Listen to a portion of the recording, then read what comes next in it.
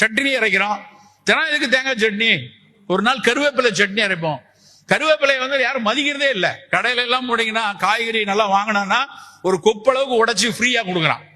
போகும்போது கருவேப்பிலை வச்சுக்கோங்க சார், நீங்க தான் 150 ரூபாய் 200 ரூபாய்க்கு வாங்கியிருக்கீங்கல்ல, நான் சத்தம் போடுவேன், ஏன் ஃப்ரீயா கொடுக்குறீங்க?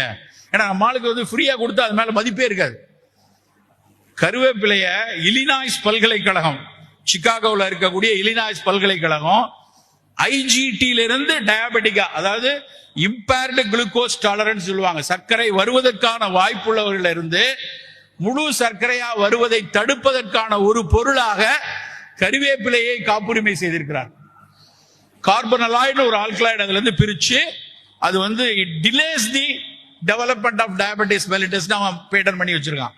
ஆனா நம்ம கருவேப்பிலைய சாப்பாட்டுல இருந்தா கூட ஓரமா ஒதுக்கி வைக்கிறது. அதுதான் உள்ள இருக்கல, எதுக்கு ஓரமா இலையில ஓரமா, ஏன் தின்னா செத்தா போயிருவேன்?